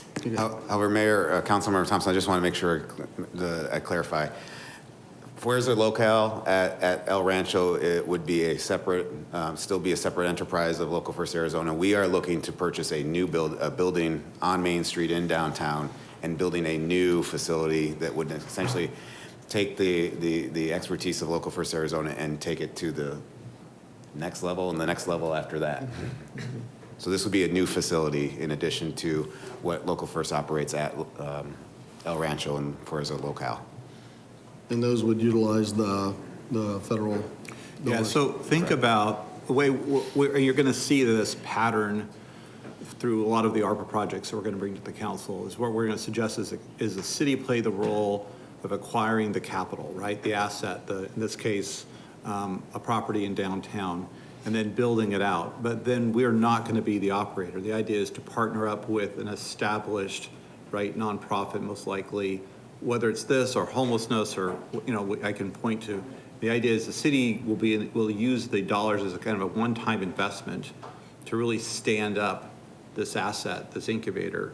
And then we find, and we have a great partner here, who we then becomes our tenant. And what the lease for us is, creating this experience and creating an opportunity to bring these restaurants and businesses through. And we'll have to bring an agreement to you that you'll see that we're going to look for a certain commitment of, how many different restaurants or jobs or whatever. We'll work on that as part of the lease for us. We're not looking to probably can't really make income off of an investment from federal dollars, but it's more of furthering the purpose, right, of helping restaurants and establishing this entrepreneur incubator space. And so we got to come up with some measurables that we're going to look for that commitment ongoing is through the term of the lease. That's how it will look. And so the city purchases the property, works with our partners, we build out the space, equip the space, and then they become a tenant in the space or a licensee, whatever the word we're going to use, and that they commit to us to running and operating that space under certain parameters of goals and objectives we're looking for. So that's how we'll do it. Now, I suspect over a period of time, you know, like any building, there's certain facilities and HVAC that will have to be replaced, and we'll have that conversation in those agreements about how that will play out. But the initial idea is we acquire, build out the space, and then have a partner who runs and operates it. Okay. Yeah, I just want to make sure that at the end of the day, the citizens are held harmless in this. Yeah, well, I think that the idea is to leverage the federal dollars to improve the local economy, right, and help businesses. Okay, thank you. Thank you, Kimber, for that presentation. I think this is a great idea, especially when you talked about the food preparation, where you make a burrito, it's this big in the morning, and then it's this big. You know, that's critical in terms of your profits. You know, what we learned in the pandemic is that there were many businesses in the city of Mesa that didn't even have the skill set to operate a computer. And so having this kitchen available for those that are interested in having the restaurant eventually is a great opportunity for them to learn the skill and what you need in terms of how you make a profit. This is a great idea, and I appreciate your partners, a nivel ejecutivo, as well as, what was the other one? Fuerza Local. Yes, and I mean, this is a great opportunity for many of those that like to cook and want to be able to establish a restaurant. And at the end of the day, we're going to get taxes from the food that they sell. Do we get restaurant taxes? Do we get? Yes. Yeah. So that's exactly what we want to do. And we have a number of incubators that we've had in the downtown area. Having something like this is really exciting. So congratulations to you, and I'm very supportive of this. Thank you. Mr. Heredia. No, this is a great idea. I think something that I've been, asking and seeing, how do we provide a space, kind of like a co-working space for folks, right? But for the food industry, right? For folks that are starting up their food business, this is a great model. And you see municipalities across the country kind of prop up some of these activities and how that flourishes some of those small businesses in their community. Is there a way to, I saw with the Rancho piece, not all are Mesa, but is there a way to add within the agreements or that Mesa residents or Mesa businesses get kind of first ask or first, if they qualify and they have everything ready, right? If they get the first, opportunities and, from others. Of course, we love everybody, but I think having Mesa businesses being in the front of the line is important for us as we're propping up this type of activity. So that's what I would add to an agreement like this. So, but it's a great idea. I think it'll further expand our options here in downtown and provide an opportunity for folks to realize their dreams of opening a small business. So, thank you. Excellent point. I want to just add, Councilmember Heredia, that we work closely with the real estate industry as well. And one of the benefits we can offer is when a business is looking, connection to an agent that can help them find the right type of space in Mesa. And so that push right there actually, it can be transformative if we allow people to just on their own go find a space. They may not find a space in Mesa, but that connection to an agent that is very familiar with Mesa and direction from us that they're looking in Mesa, it really is a game changer. And Mayor, Councilmember Reddy, I want to expand on that a little bit to note the opportunity that we have to leverage the efforts that our Economic Development Office has with their Small Business Assistance Program that they are starting to stand up right now, and the ability for us to connect these two programs together to provide even more assistance to these businesses, particularly. Our primary goal to start with is to help those Mesa businesses that were impacted. But secondary, I want to say secondary, but I consider primary goal is to build our own, right? We want to build, the next Postino's comes out of Mesa, right? The next one that everybody else is looking for was grown in Mesa. That is our goal. Thank you. Ms. Pillsbury. Think of how many more restaurants you're gonna have to go eat at, Mayor. This is great. I'm up to it. No, I appreciate this conversation. I was gonna say the same thing that all three of them have just said, is that if you say you could fill this space 4 times over, let's fill it with Mesa people, right? So I think that's important. And I love to hear that those different connections are there. And I was also gonna bring up the small business program, that I could really see how you could tie in like the business side of it with the food side of it and have a really successful business. And I also just wanted, I love that you mentioned that every time you look at a small business, you're looking at a family. We had the opportunity to go to a neat event yesterday, and it was a mom and a dad and 3 daughters, and you really could feel that family, how important it was to their family and all of their workers, right? Like the workers then become a branch of that family. And so I really like and appreciate that you mentioned that, because I think it's important to remember that there's people behind all of these programs. So thank you for that. Ms. Duff. Of course, I'm extremely excited about this. And I think it's a great use of our ARPA dollars and for small business, but it's also in restaurants. Restaurants and tourism are the hardest hit industries. So I think it's a great recovery way in using our dollars directly related to COVID. And one of the things I really like about it is we are developing very quickly in downtown, and we have many local businesses here. And I fear, that we will lose them with the success of downtown. And this is a way to keep local businesses cultivated and seeding and going to that next step and keeping our downtown unique and local, exciting and interesting. So I think it serves the businesses as well as our success of downtown. And providing that equitable job creation and opportunity is so important. We see many of the food trucks, or less than food trucks, tents or little trailers along the areas, especially Broadway Road and other areas around. And this gives them that opportunity. If you want to make a business out of this, we're going to give you the support for the business plan and the opportunity to sell in an environment that people can come to regularly. You're not just struggling on your own without resources and education and supplies. All that is going to help you bring to the next level. So I think it brings so much opportunity to our local community, and I do agree keeping it for Mesa so that we can, be part of a successful, inclusive place.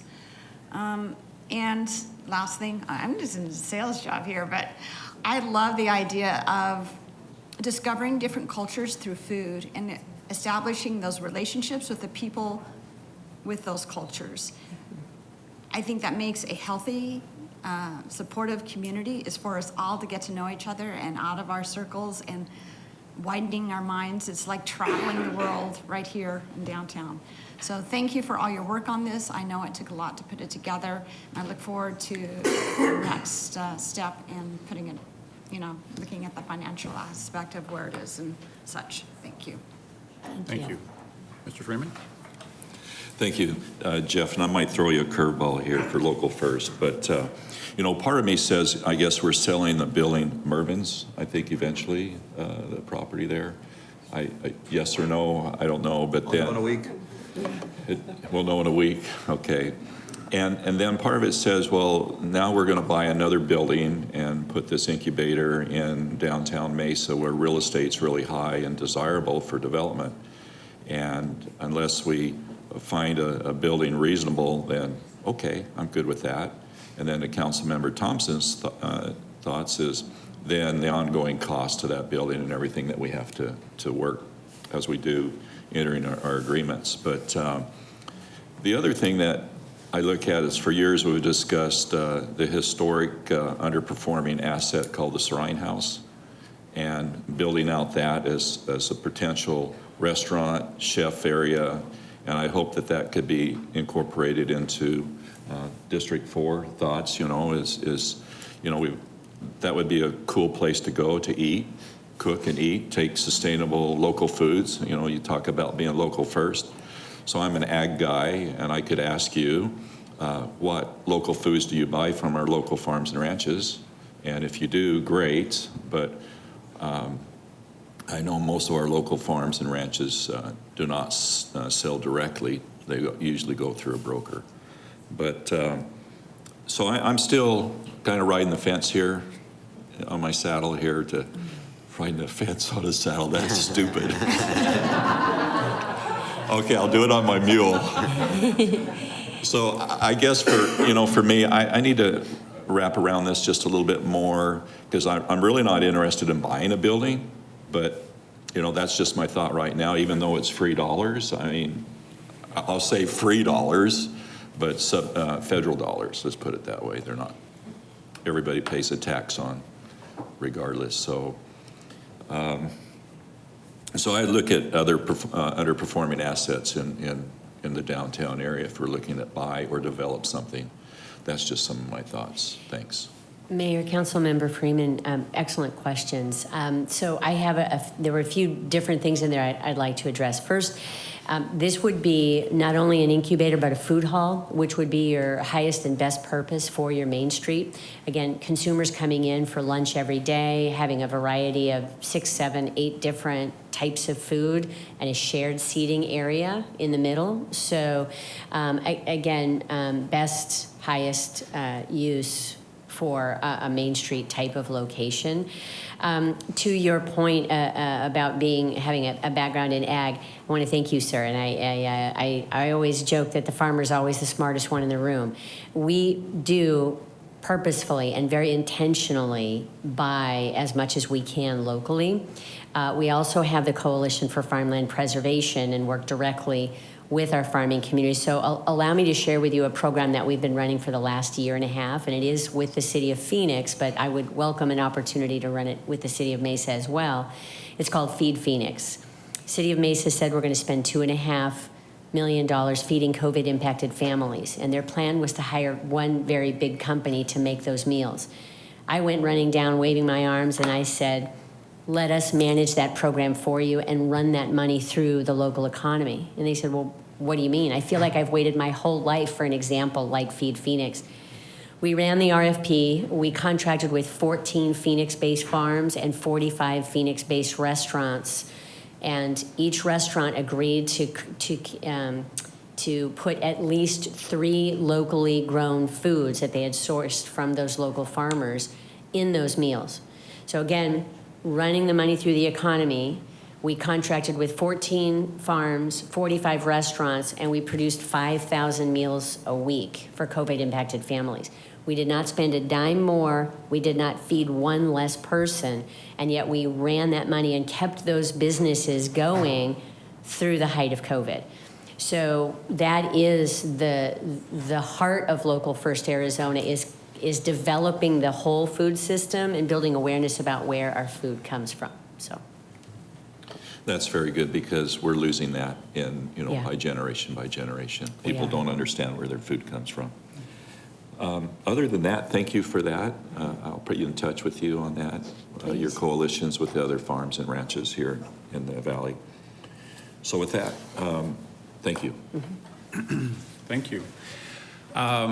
I think a lot that I wanted to say has been said, so I won't repeat it, but I did have the same impression during your presentation that the Councilmember Spilsbury had, which is that we had this great opportunity yesterday, 4 of us, to be at Intentional Foods, a small restaurant that survived the pandemic, but had a lot of bumps along the way, and laid off their entire staff at some point, closed at some point. Kind of a typical story of how a restaurant survives over the last 20 months. And it was very inspiring. And again, it just was another example of what Kimber said and what I've seen so many times, which is a restaurant is a family. And we have this very enviable and unique situation in our downtown, where we've got all these wonderful, small, independent restaurants and craft beverage businesses. And it's really something I think we're all very proud of.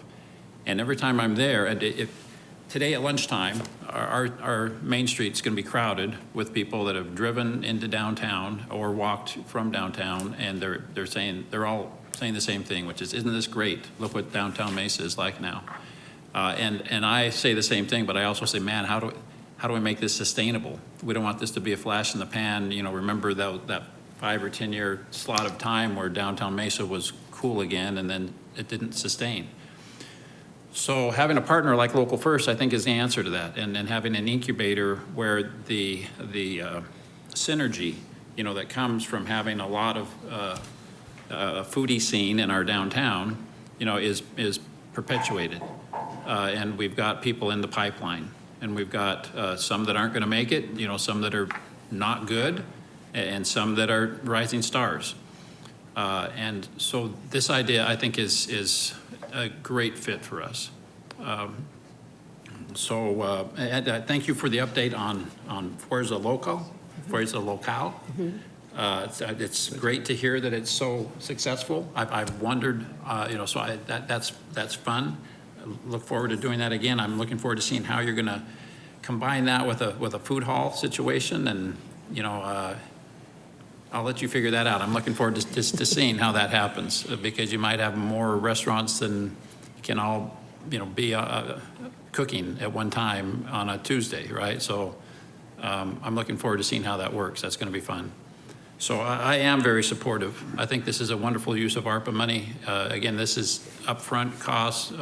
This will be one of the legacies, I think, that we see from one of the silver linings of COVID that will have a long-standing impact in our downtown, and will help to perpetuate that foodie scene that we've talked about. And downtown's doing great, but there's still a lot of dark spots, and so there's still work to be done downtown, and I think this will really help. So, Mayor, can I just be clear, because I want to be clear with the comments before we leave here, manage everybody's assumption. Yeah. So the assumption is that we are going to be working closely to come up with an agreement or a contract. We still have to bring it to council for the purchase of property in downtown Mesa on Main Street that would serve for this purpose. That's the model that we've presented to you today, is that we would acquire the property and build it out. Obviously, as part of that, you know, if we're going to acquire something, and we'll bring that to you, but we have been in discussions just to explore what our options are. So there are some properties that we've already identified. So if it is the concurrence of the council, we would then continue that pursuit and those agreements. Obviously, we need to work with Kimber on her kind of formalizing our relationship with her. We wanted to make sure you heard from her today. But that's the direction we're looking for, is to continue with that acquisition, or at least processing that and developing the agreement with Kimber. Then obviously those come back to you for final approval. So, thank you for clarifying that, Mr. Brady. I think because it is agendized to provide direction. So let's be clear on whether we're doing that or not. My sense is that the consensus of this council is to proceed, as Mr. Brady indicated, and to take the next steps to identify a property and to continue to negotiate with Local First for the operation of the property. Council, is that a fair description of our consensus? Mr. Freeman. Just to clarify, so Mr. Barrett, you're saying on Main Street and no other? Yeah, the idea that this program, specifically because of the way the ARPA's dollars are about focusing in the qualified census tracts, and the idea that we've wanted to benefit downtown with a restaurant incubator. So yes, the properties that we've been talking to and exploring and seeing if they would fit, if they have the right size, the right access to the infrastructure, have been limited to just the downtown area on Main Street. And so that would, if we receive that direction, that's what we would pursue. All right, Council, is it fair to say that that's the consensus? Or we can also proceed with a motion and a vote if that would clarify things, but I think it's just agendized for general direction. One more quick. Is there a dollar limit on this? I mean, are you allocating dollars? Yeah, so currently, someone's going to have to remind me. Yeah. We're careful about the general number because we would still have to negotiate price for the building. But we've allocated out of the ARPA dollars, how much? Up to $3.5 million. $3.5 million. Mr. Brady, would you report back as this process? Oh, absolutely. I'd Yes. want to when we have a contract for sale, or purchase, sorry. And obviously, we want to time that up so when we're ready to close, we also have the formal agreement with Local First so that we understand, you know, we purchase this, you're going to operate it, and all those things that look like, what that looks like.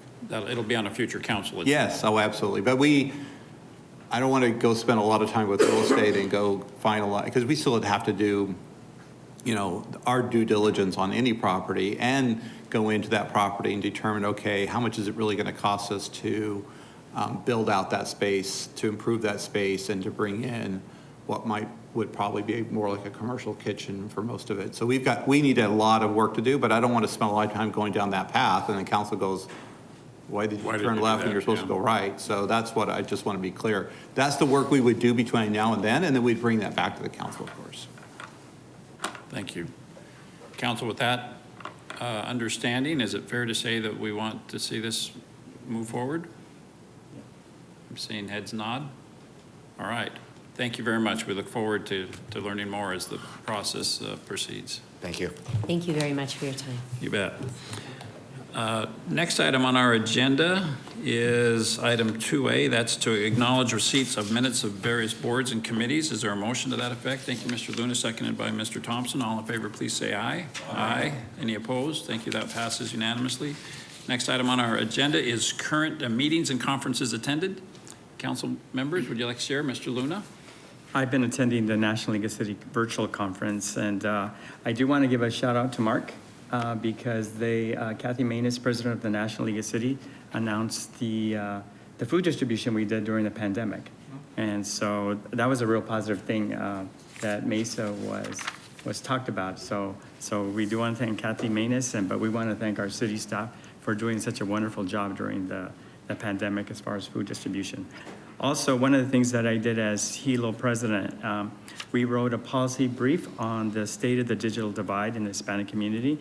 So that is available on the National League of Cities website. And I'll make sure Ian and Travis and those involved in technology get that policy brief. Thank you, Mayor. Thank you, Mr. Luna. Mr. Freeman. I attended NLC too, some virtual on the Public Safety Committee, but also want to mention our flags are half-mast for Captain Trevor McBride right now, and so recognizing his death in our community and in our city as a firefighter. Oh, thank you, Council Member. I do have a barbecue this coming Saturday down at the Mesa Historical Museum. In case you don't know, it's the easiest address to remember is 2345 North Horn. So come see a great barbecue. Thanks. Ms. Pillsbury. Yeah, I just wanted to thank everyone who participated in Turkey Tuesday. That was really fun. Our engineering department was out there, and I want to thank them and for all their hard work. United Food Bank, I haven't heard what the numbers were from that day, but I'm guessing we exceeded the expectations. So, and then I also wanted to give a huge shout out to Desert Financial, who did a $50,000 match for that day, which is pretty impressive. So great people doing good things out there. Thank you. Vice Mayor. Yes, I'll go ahead. I've been attending the Visit Mesa Annual Summit, which is a virtual summit on the state of tourism and the projections, as well as the National League of Cities Virtual City Summit. I serve on the Energy, Environment, and Natural Resources Committee, Women in Municipal Government, and the Large Cities Council. It's an exciting time to be involved in the federal conversation of what we can do to help our cities and with opportunities that are coming up through the infrastructure bill and things like that. So I also attended yesterday a Civics seminar on affordable housing and homelessness. A lot of innovative ideas on the Phoenix area coming together to address these issues. So I'll be sharing those with staff. And last night, Councilmember Heredia and I supported as well as many Vitalist and Phoenix Urban Project and many that I'll forget all the names and too long to list. A Strong Towns event at 12 West last night, talking about looking at transportation differently and building local wealth and safety in our community. Some of our city staff attended. Many people from the community and the business, nonprofits, is well attended, and a great conversation. And I want to thank everybody for attending. Thank you. Thank you. Real Mr. quick, Reddy. I think we mentioned the expansion and the help that we gave Intentional Foods is a local District 3 restaurant out there that helps folks with food allergies, which is an interesting concept. Great, small business here in Mesa. Also, just want to announce Dobson Ranch has a fall festival at Laguna Park from 12 to 3. So folks that live in that area will have city folks, and they'll have food and games and things like that. So that's it. Thank you. I appreciate Mr. Freeman mentioning that we lost one of our retired fire captains to a work-related cancer this week, which I know is a big blow to our fire department. Similarly, we lost a police officer to suicide this week. So to the families of Captain Madrid and Officer Winters, we just want to express our condolences, and we appreciate their hard work for our community and their sacrifices. Anything else to share, Council? All right, having said that, Mr. Brady, I know we're on our way to a great event right now, but what's the rest of our calendar? Yeah, like? it's just, yes, we'll meet everybody at Space Station 221. So point 22 and Ellsworth approximately. Also, and then there will be a open house, you mentioned this earlier, for the community on Saturday for that same fire station. Want to remind everyone about Mary Main Street lighting and kickoff, which will be on Friday, November 26th, from 5 to 10 at 1 North McDonald. So invite everybody to join us for that lighting ceremony. It's a lot of fun. Also, Council, we will not be meeting next week because of the Thanksgiving holiday. And you're welcome to come here on Thursday morning if you like. So there'll be no study session on the 25th. So the next council meeting will be Wednesday, December 1st. So that's our first meeting, so we can get our first 2 meetings in December. Now, remember that on that day, you will have the opportunity to meet with 3 candidates for city clerk, and I believe that starts at 4 o'clock. So it's a Wednesday, which is unusual for us, and 2, it's an early start time, so we can do the interviews for city clerk prior to the study session where we review the agenda for that evening's council meeting. Okay, so it's kind of a different schedule, but that December 1st is an important date. If you'll just confirm and make sure that you have that on your calendars, and we'll see you on that date. Okay, great. And you'll have the information you should for the interviews. There'll be 3 candidates, you recall, you've decided to interview on that date. All right? All right. Okay. Thank you, Mr. Brady. I appreciate you reminding us that we're not going to meet next week because of the Thanksgiving holiday. And then that Friday is the tree lighting ceremony where we kick off Mary Main Street. What's the update on the likelihood of there being a sheet of ice downtown? Well, if you'd like to come see my conference room view down to that. It's pretty incredible. Pretty incredible. I'm very optimistic, and they're working late at night, and it looks like everything is down on the ground. Is Mark saying something different? No, it looks good, right? I mean, I think they're pretty far ahead, so. All right. We're getting 2 thumbs up. We're getting excited about this. This is good. Now, we'll just open up that part of the plaza for the duration of the ice skating rink, and then following that, the park will close back down completely because it's still, you'll notice it's still in the middle of a construction zone, and we'll have to wait some time before we can open the whole thing up. But for this brief, how many weeks is it? From November to first week in January? 45 days. 45 days, the plaza portion will be open to the public. That's so great. It's very exciting. It's going to be new ice, new rink, and I'm very proud of the sales and the, everything we've done in that park. It's going to look pretty cool. It does look- Sales as in the shade structures. Shade structures, yeah. It sounds like you're saying sell, like we've been selling something. The sales. Well, you can sell, well, we probably will have food trucks there someday to sell. There you go. There you go. Well, thank you. I'm really looking forward to that event, Vice Mayor. I'm looking forward to your event after the tree lighting. Thank you. If you want to cover that, otherwise. Yes, please. that's where I was headed, actually. Okay, thank you. I attended a rehearsal last night for the event that right after we turn on the tree, across the street at the Mesa Art Center, there will be a live taping of a very good podcast that many of you are familiar with. It's Always Cool in Mesa, and we're going to tell the story, the true story. It's called The Man Who Killed Santa Claus. It goes back to an actual event that occurred in downtown Mesa back in the 1920s. It's a lot of fun. It's going to be a very, very well done show. So great way to kick off the holidays. Come watch Santa turn on the Christmas lights and then walk across the street to the Mesa Art Center. $10 tickets. It's not frequently that you can go to a nice show in the Mesa Art Center for $10. So if you got folks from out of town, bring grandma, do everything you can to support both of those great events a week from Friday. Are we going to have sound effects?